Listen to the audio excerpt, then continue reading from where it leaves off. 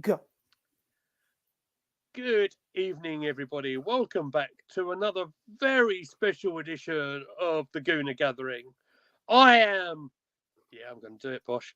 The best there is, the best there was, and the best there might be. I am Gooner Lee Meads.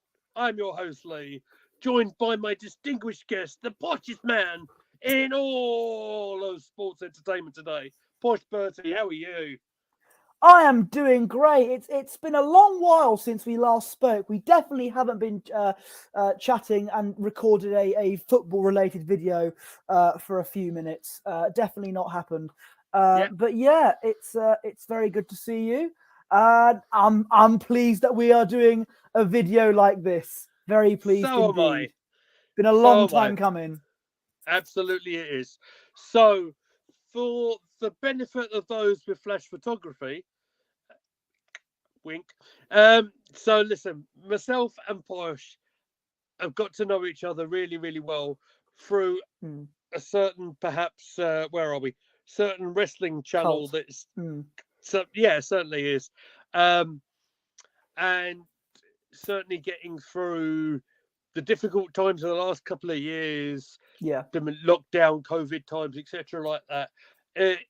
The community behind Cultaholic Wrestling, I don't mind plugging them because I'm very familiar with a couple of the guys over there. Kind of kept me sane over this last little while. Now, as on a previous life, Posh, we had sat down. We might have been wearing similar sort of get-ups as well. This is the same T-shirt I wore for Desert Exactly. Island Kickabouts, and I thought this is a very appropriate T-shirt to wear for this particular.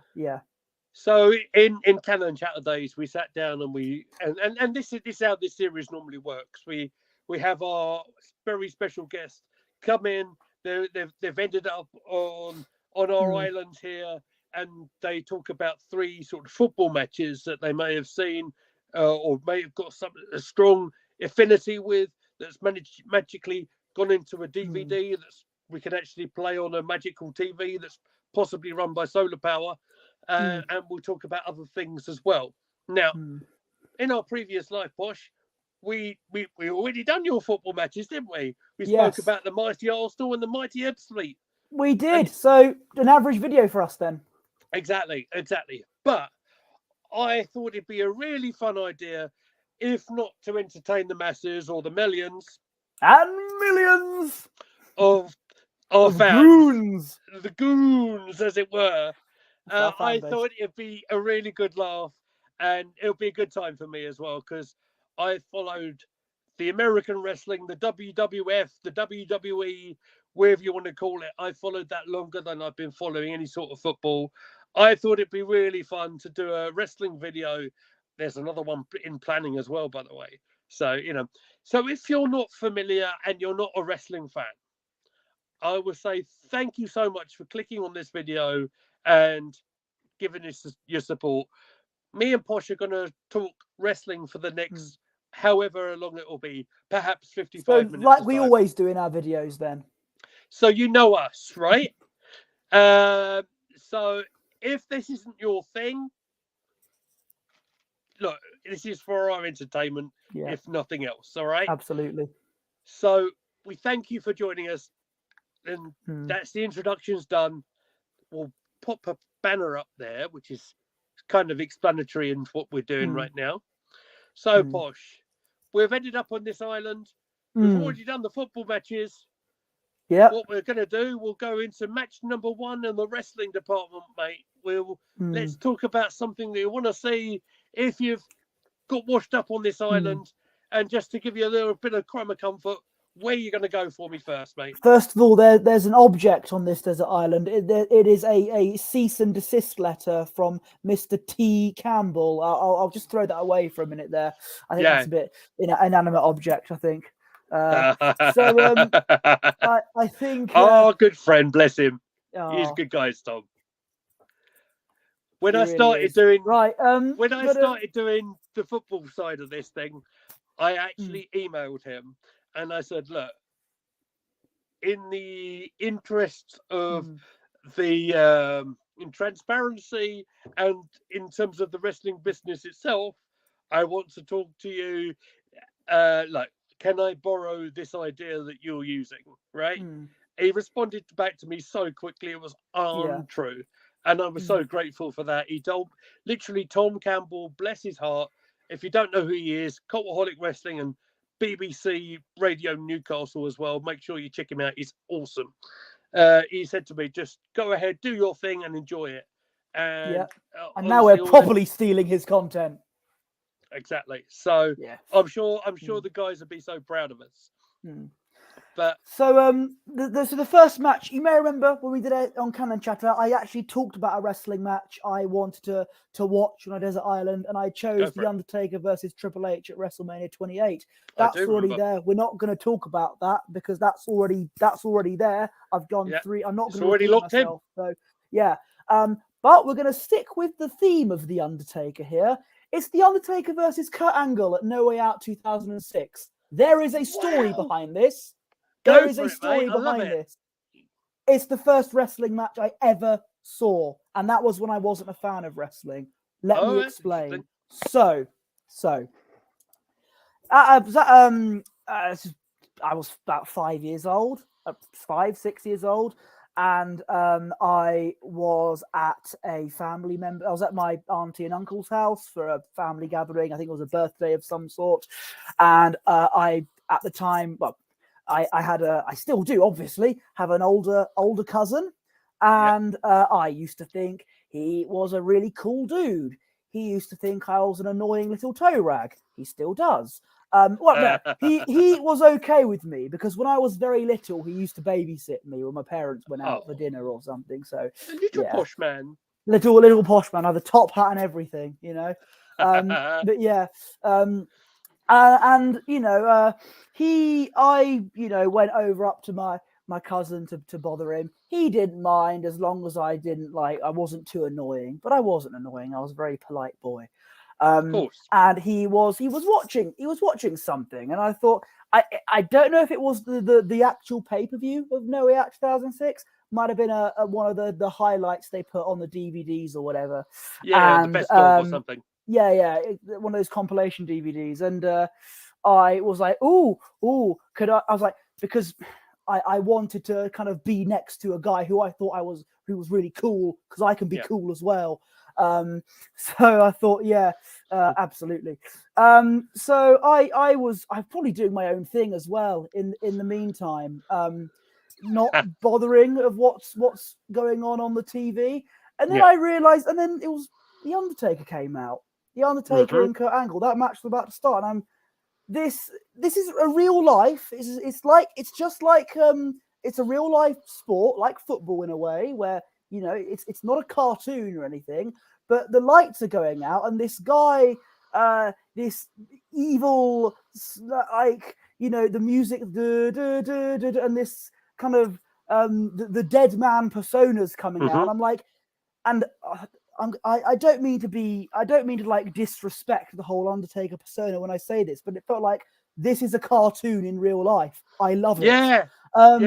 This is not like, this is meant to be perceived as a sport, but it's not like any other. It's a sport, but it's got a gimmicky element to it. This is brilliant.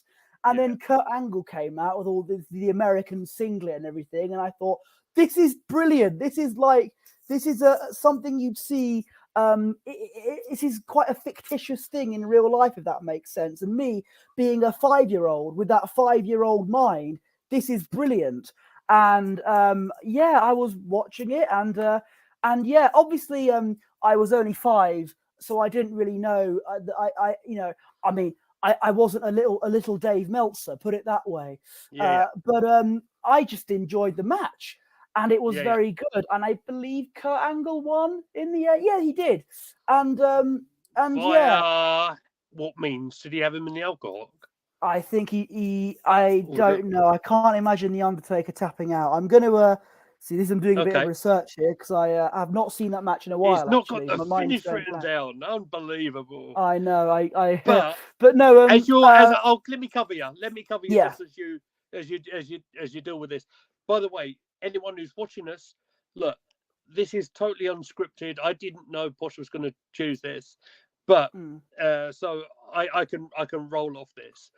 You're talking about the ultimate professional wrestler, if you like, Undertaker, who'd been around for absolutely ages. Is the most iconic guy to ever set foot into the square circle, if you like, against the American hero, the Olympic hero, if you like, in Kurt Angle. Legit won a gold medal in the '96 Atlanta Olympics in freestyle wrestling. So it's almost like the two worlds colliding as such. Yeah, you've got this It's spooky character like the best and this of the real WWE. life, you know, big hero kind of. Yeah. That's and I hope I'm not being like disrespectful when I'm saying it's like a cartoon in real life, but that's why I liked it, because I loved my cartoons when I was young, and I liked the sport. So, you know. Look, mate, if you think about it, how did the wrestling business itself explode like it did? It was about 1985. I would have been a wee Hulkamaniac, if you will. WrestleMania just exactly, and it would have just sort of kicked off. Hulk Hogan's the main guy. He literally had his own cartoon series, didn't he? So Hogan's Heroes, if you will. So it's not disrespectful at all. Actually, it's paying homage almost to the whole larger than life persona that these guys had. Exactly, and so what was can you remind us of the finish, if you will? I think it might have been the Angle Slam. I think, or the Olympic style slam, as it was called back in the and I will say, me and Kurt Angle have been best friends ever since. Look at that! Oh, it's unbelievable! Wow! There he is, one-on-one with the mighty. Bertie, unreal. I wasn't expecting you to say that. Oh, it is. Second time the camera's moved. Sorry about that. Was that was back. Yeah, that was back in that was back last year. I met one of a fantastic hero of mine, someone I've looked up to for many years. But that's enough about Jennifer Louise. I met Kurt Angle as well, and yeah. Fantastic! Oh, absolutely one of the very best to do the whole thing, and for one of the smoothest transitions from doing, or dare I say it. Dare you say he's gone missing?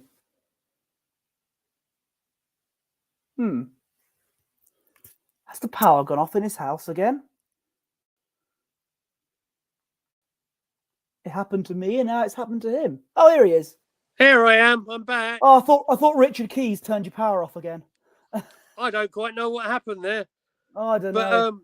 I'll never mind.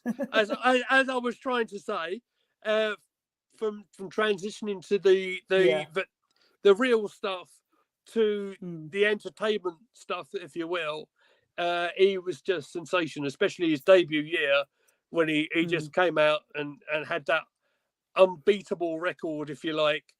And it was very hard, especially as a younger person, to distinguish what was actually going on here. But Kurt Angle in 99, 2000 is absolutely brilliant. The heel work he did, I loved it so much, because I watched again, I'm going to plug them again, the classic Coldholic Classic SmackDown review podcast with Tom and Matthew. And because I would sometimes watch the episode of SmackDown they're talking about beforehand, so I kind of know what's going on, etc. And this was when they started, when Kurt Angle was fully debuting, so I've seen him how he debuted and everything, and the way he transitions is fantastic. And within a year, he's WWF champion at the time. And what a journey. What else can you say? It's brilliant. It's true. It's damn true. Absolutely it is. Fair enough, mate. No, that's a fantastic opener. And you know, I can't talk enough about Kurt Angle. It was just absolutely unbelievable. So how I normally can I just say, and I'm pleased that the first match I saw was Taker and Angle at No Way Out 2006, because it was one of the best matches of that year. I mean, you'd expect nothing less from both competitors, and No Way Out 2006 was a card that featured the Boogeyman and Simon Dean. So goodness gracious, well, that was actually a dark match, but I was trying to find the worst match, but it's quite a decent card from the way I look at it. So squash match guaranteed there. Yeah. Should we explain terminology here? Because squash match is a match that doesn't last a few seconds. We got it's like this really big, unstoppable guy versus some local competitor. Exactly. It's a bit like Liverpool scoring 7 goals against Man United. That's a squash match. So wow, that was a brave move to make there, mate. A very brave move to make. So listen, how I like to break these things up, I normally introduce some other little things going in between the 3 matches that we talk about. So where should we go? Would you like to go with a promo that might have sort of sat well with you and you can really recall up to now, even for silly moments? I got I was only told to choose 3 matches, so I'm going on off the fly here to choose a promo or a particular thing. We've only got an hour to sort this out, so this is a 60-minute Iron Man match essentially. You're no kidding. Who would you play? Would you be Brett or Sean? Well, which one of us here is the sexy boy? That's Sam Wilson, I think, but he's not there. Exactly. He. I think in terms of a promo, the one that instantly comes to my head is either Roman Reigns the night after WrestleMania 33, or Vince McMahon going, "Life sucks, and then you die." That one. Yeah. Explain the Roman Reigns one as well, because I think that's really again fun. Coming back to The Undertaker, Roman Reigns became only the second person to defeat The Undertaker at WrestleMania, and at the time, the biggest show that WWE the Champions League final essentially of wrestling, at the time they were trying to make Roman Reigns the face of the company, the biggest guy on the brand, just like John Cena and things like that. And the fans didn't want that. They thought he's being shoved down our throats too much. He's the wrong guy to have. They would rather somebody else, or the whole face of the company thing. They don't particularly having the same guy being shoved down your throats all the time, which I understand. And to have a guy defeat someone so respected in the industry, they didn't like that. And the night after WrestleMania, the Monday Night Raw, Roman Reigns, the supposed good guy, came out to a chorus of boos. I've never seen a reception like that before in my life. He just stood there for about 5 minutes, really. Yeah. And the crowd was saying, "No, Roman sucks, go away," etc. Takes the mic and says, "This is my yard now," in a more menacing tone. Mic drop. Loudest boos I've ever heard in my life. Absolutely and it fantastic. Was you would think if you weren't a wrestling fan, he's the number one bad guy, but he wasn't. That's not until 2020. Exactly. It's where he is now, face of the company and all that sort of stuff, and looking to go headline WrestleMania against one Cody Rhodes. Absolutely. But it should be amazing. Well done, Posh. You mentioned that. Another good promo was that I showed you this as well. The exchange between Cody Rhodes and Paul Heyman recently on Raw a few weeks ago. I actually sent that to you. Saying, "Check this out. This is brilliant." And yeah. For anybody who's not really a wrestling fan of any description, right? Even if you're not familiar, do you know what? Check it out, because it's some of the finest work you will ever see in terms of drama anywhere. You've got to bear in mind all this stuff that we're talking about. WWE is all pretty much live these days, right? And literally, you've got a live audience full of I guess 20,000 people, if maybe more. Mm. And you get one take in this business, right? You get one take. Other, you got your Coronation Street, your EastEnders, and whatnot, who you got, as we have right now, the opportunity to do pre-record, etc. But to do such high quality drama filled work, and it was so good. It even brought out all the live emotions and everything. It was just incredible how they managed to put something like that together in that wrestling ring. It's just the best that they in terms of drama ever in my eyes. Absolutely. So that's the promo done. I think it's probably a good chance to go to match number 2 now. Absolutely. So I was a little bit skeptical of picking a match that took place before I was even born. But we had the lovely Sophie on to do Desert Island Kickabouts. We did, and she chose Anfield 89, which was a long time before she was born, as far as I'm concerned. But this one is about not very much. It's about a year before I was born, and it's The Rock versus Triple H at Backlash 2000. Wow. Okay. Now, purely for the storytelling. Absolutely. Now, again, this I discovered. I mean, I knew this match took place, but I properly watched it because of the Classic SmackDown Review podcast again. So I thank Tom Campbell and Matthew Gregg for that once again. They are lovely people. We'll have to put Cultaholic on the booming description now. Yeah.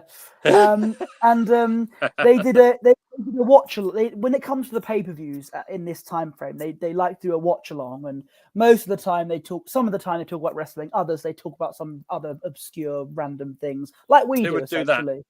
But they would watch Backlash 2000, and the whole storyline. Now, my memory's a bit fadey, but so there was I think it was the whole McMahon family kind of storyline, and they had a bit of issues with Earl Hebner, who of course is a referee. And he and we'll get to that in a minute. The match itself, it's quite drama filled. Vince tries to run in and everything. Vince McMahon tries to run. Shane McMahon gets involved. Does his twiddly little dance probably as well. And it's all good and everything. And then when we've had about 2 ref bumps as well, when the referees get knocked down, and suddenly, and it all looks down and out. I think Triple H, it's all set up for him. He's about to win. Suddenly, glass shatters. Stone Cold blooming Steve Austin returns from, I believe, since he got run over by a car at Survivor Series 1999. In kayfabe. He did it for The Rock. Boys and girls. Yeah, storyline. Let's clarify. Steve Austin stunners Triple H. The Rock, I think, kind of drags himself for the 3 count. And who runs in? Only blooming Earl Hebner, who's been involved in the storyline. To make sure Triple H had a few issues with. I can't really remember, but it was an incredible match. 1, 2, 3. The Rock is the WWF champion, and all is right again in the world. And this should have been the match at WrestleMania 2000, WrestleMania 16 technically. Yeah, but it was called WrestleMania 2000. That should have been the main event then, but instead it was this weird everyone was calling for that and everything. It was. I mean, it happened, but it should have been the main event for Mania 2000. But what do I know? I wasn't even born then. So, but I still like the match, and when I watched it whilst listening to the watch along, of course, that's how I properly watched it, and it was the first time in a while I was properly invested in a match. So even though I'm under pressure when it comes to recording, and I can't and I've not watched it in a year, so I can't really remember the whole everything. But I remember being a very good match. And if I actually watched it on the desert island, I'd remember it. And yeah. Well, obviously, anything with the game is gonna be good. Sorry, I'm doing my best Triple H impression there, just for everybody at home.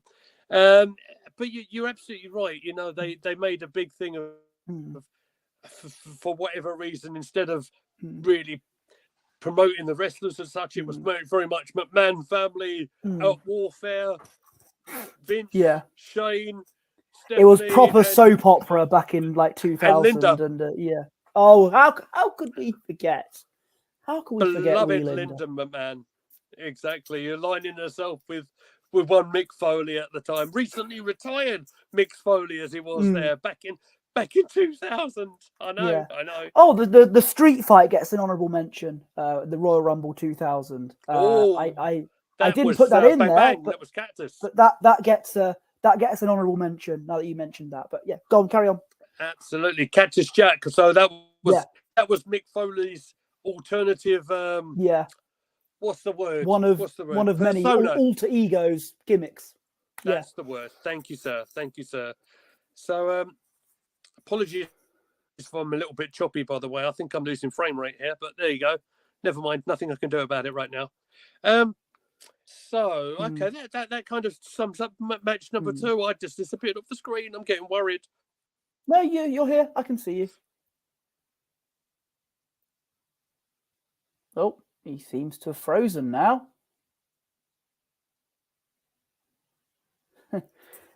The way he's freezing there, he looks a bit concerned. And I don't blame him there. What is going on? Oh, here he is again. Why? Oh my word! Why? No. Why? I don't know what is going on.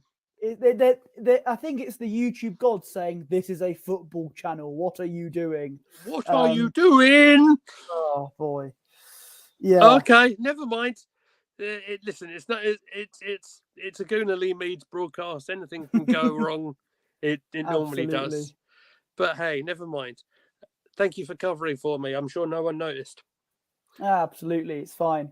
It's exactly it's pre-recorded, so it's okay. Yeah. If only I could learn how to cut it before putting it out. I know you could send the footage to me because I have an Apple computer, so I've got iMovie, so I know how to do basic editing. So I could. I might take you up on that. We'll see how we go. Cause I have to do work now. Brilliant. There you go. All right. Okay, so that's match number 2. Done and dusted, in the bag, sorted. So, what about, to break it up before we get into match number 3? Do you have a particular match stipulation that is your very favourite? And if so, in the Punjabi prison. No, I'm kidding. It's. I nearly ended the whole stream just then. My favourite match stipulation. Yeah, that's a tough one. Yeah, I think I could probably, if this was off camera, I could think of it straight away. But because of the pressure's on, I've got to think of something on camera. I would go with when it means something, Hell in a Cell is usually very good.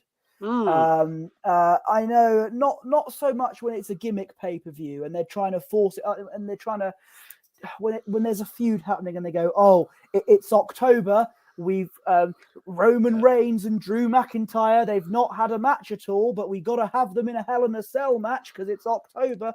It has to mean something. More recently, I think in 2021, it was Seth Rollins versus Edge, and it started at SummerSlam. I think that year. I think it was one of the very few good matches on that card, if I remember correctly. And I think their third match they had, it was a Hell in a Cell match. I think it was at a Saudi show. I think. And that's when it should mean something. When the feud is properly, if one person has won each match, and yeah. Absolutely. a gimmick, pay-per-view. That's when stipulations mean something. So that's what I'll say when it comes to stipulations. Yeah, in terms of that sort of the Hell in the Cell match, there's a few that really come to my mind as well. I kind of go to Michaels and Undertaker. The first one. That was the first. That was the very first one. Yeah. And that sort of structure that was sort of brought on us. We're kind of, as wrestling fans, we saw this cage match situation, but we had a lid on it here as well. So apparently no one could ever get into this sort of structure. And then, of course, coming towards the finish, of course, it was the big reveal. The lights go red, and it's gotta be Kane, as one Vince McMahon said, and one of the best debuts that ever happened. Also, the match that kind of shortened Shawn Michaels' career just for a little while. He had that big fall from the cell up to the announce table, done his back in, something chronic. He was struggling from about January all the way through. Yeah, it was January '98, I think. It was the casket match when he did his back in, and he had to. It was 4 years out, yes, and indeed. That was just after that, wasn't it? Yeah, you're absolutely right. And he wasn't in the best of states as well, so absolutely right, absolutely right. Well then, mate, I think it's time for the main event of the evening. It's match number 3. What have you got? Can I just say you mentioned the debut of Kane, and Kane won the championship a few months later. That's the first time ever Kane is going to win a trophy. Hey, I see what you did there. So back when my third match. So the 2 matches I've done have been from the 2000 and the mid 2000s. We're gonna we're going to drive forward, okay? We're going to go forward into the more recent, I say recent, it was 4 years ago, 2019. Yeah, 4 years ago, 2019. Now, I have done main roster WWE shows for the past 2 matches. We're going to go to NXT UK. Holy smokes. Walter versus Tyler Bates. NXT UK Takeover Cardiff.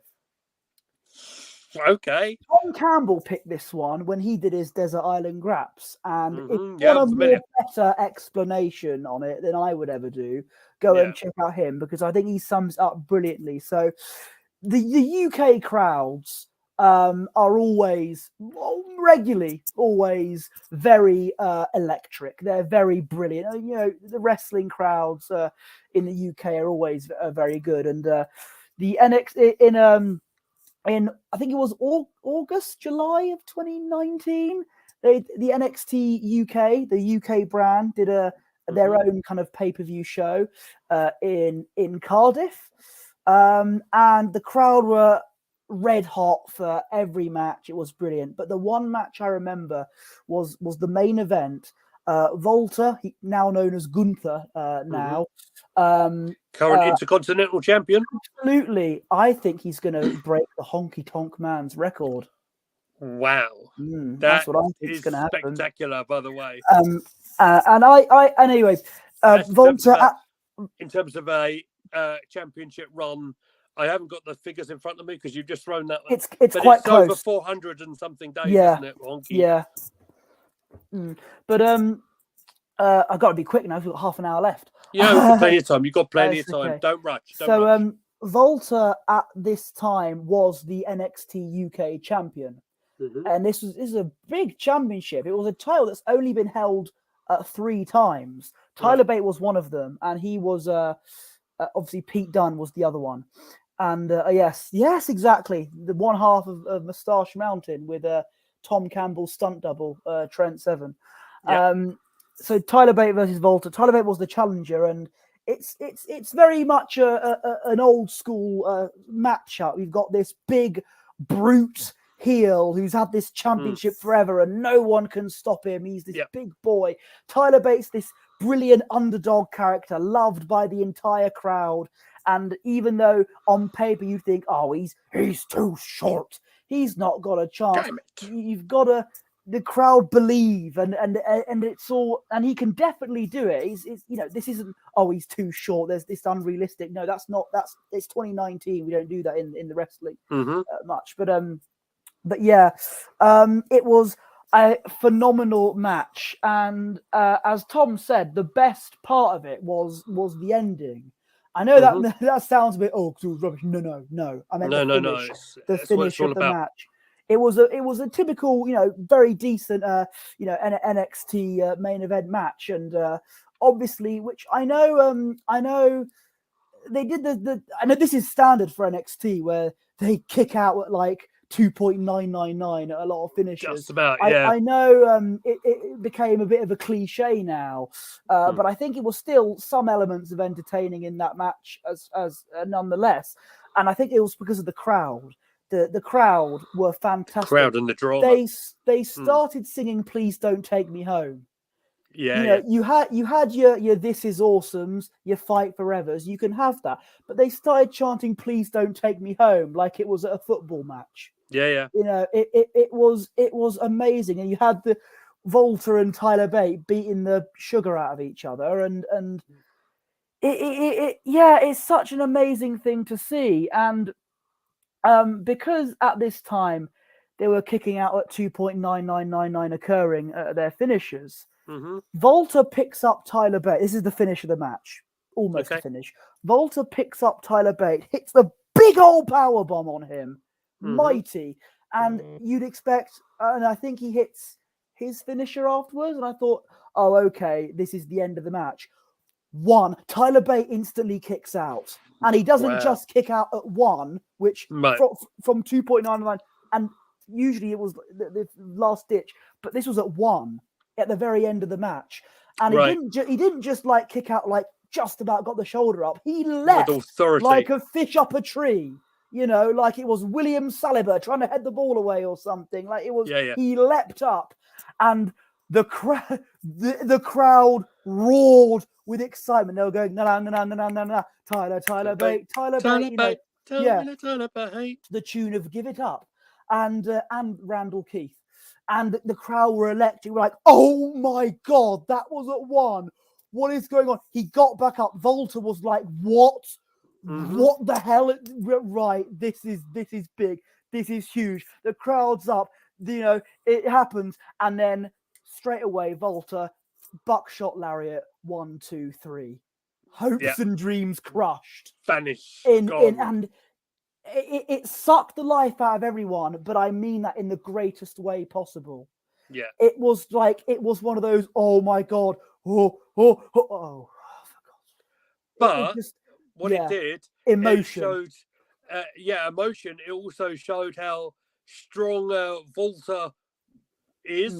It also shows the fight in Tyler Bate, the massive underdog, like you say.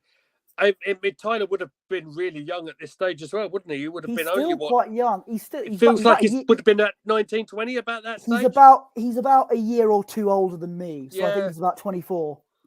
And what about the weight differential here as well? By the way, right. The weight difference is like night and day almost. I will say though, Volta's transformation from then to now in terms of physicality is amazing. He's properly shredded. Much like me. Absolutely. And I think the weight difference and the size difference as well. It is like night and day. And it was just an absolutely phenomenal match. And I think the way I described it with all that enthusiasm and excitement, it sums up what it was. And I think, it shows the drama, the ability to have a great match in terms of wrestling ability as well, and the element of emotion and surprise because this was at a time when I thought a lot of NXT matches were getting a bit samey, and by that I mean you had the usual brilliant spots, but a finisher happens and they kick out of the finisher at the last ditch, almost making a finisher seem like an ordinary move. And I was one of the, at the time, I was one of the people that thought, okay, this is a bit samey, but they need to change it up. And even though they kind of didn't in that match, the ending was very much a different style, and it still, with the element of the crowd and the competitors, I think they got away with it, and I say that in a nice way. Yeah. It was fantastic, and you know, and people, NXT UK, it's a strange one because obviously it only lasted a few years, and it came in with such like promise, and it could have been good, but I think when the pandemic happened, they kind of forgot about NXT UK. They kind of just left it there. Yeah, and exactly.